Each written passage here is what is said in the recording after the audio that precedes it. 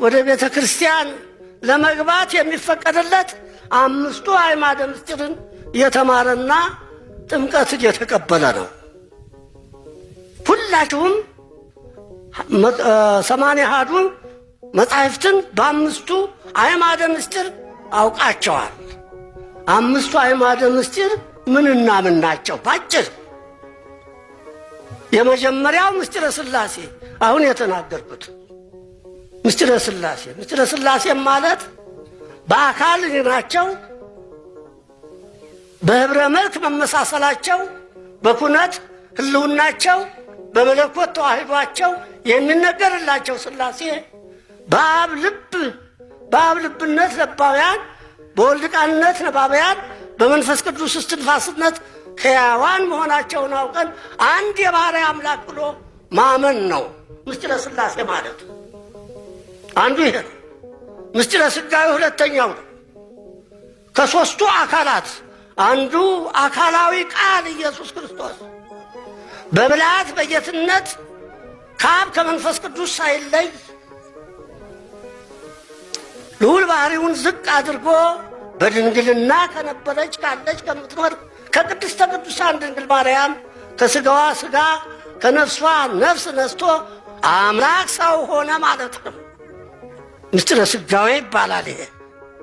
ይህንንም ወንጌላዊ ዮሐንስ በጻፈው ወንጌል በመጀመሪያው ምዕራፍ በቁጥር 14 ላይ ቃል ሥጋ ሆነ ብሎ አረጋግጦታል።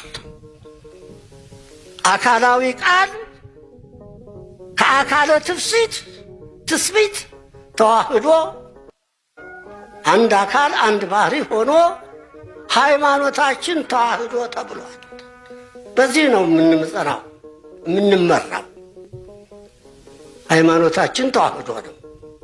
ተዋህዶም ማለት አካለ ቃልና አካለ ትስብእት ሳይለያዩ በተዋህዶ ጸንተው አንድ አካል አንድ ባሕርይ ብሎ ማመን ነው። ይሄ ምስጢረ ሥጋዌ ይባላል።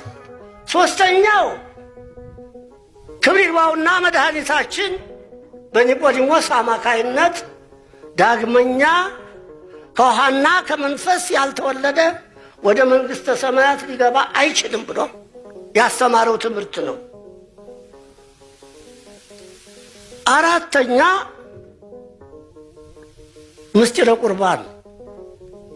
ምስጢረ ቁርባንም ማለት ዓርብ ሊሰቀል ሐሙስ ማታ ኅብስቱን አንስቶ ባርኮ ለውጦ ትኩስ ሥጋውን አድርጎ ወይኑንም ባርኮ ለውጦ ትኩስ ደሙን አድርጎ እነሆ ነገ በመልዕልተ መስቀል የሚፈተት ሥጋዬ በመልዕልተ መስቀል የሚፈስ ደሜ ለዘላለሙ ሕያዋን ሁናችሁ የምትኖሩበት ሥጋና ደሜ ይሄ ነውና እንካችሁ ተቀበሉ፣ ብሉ፣ ጠጡ ብሎ ሰጥቶናል። ይህ ምስጢረ ቁርባን ነው የሚባለው። አምስተኛ ምስጢረ ትንሣኤ ሙታን 3 መዓልት 3 ሌሊት በከርሰ መቃብር አድሮ ሙስና መቃብርን አጥፍቶ መቃብር ክፈቱልኝ መግነዝ ፍቱልኝ ሳይል ኃያል ሕያው ሆኖ በገዛ ሥልጣኑ ተነስቶ በተግባር አሳይቶናል። ምስጢረ ትንሣኤ ሙታን እንዳለ በዚህ ያውቀናል።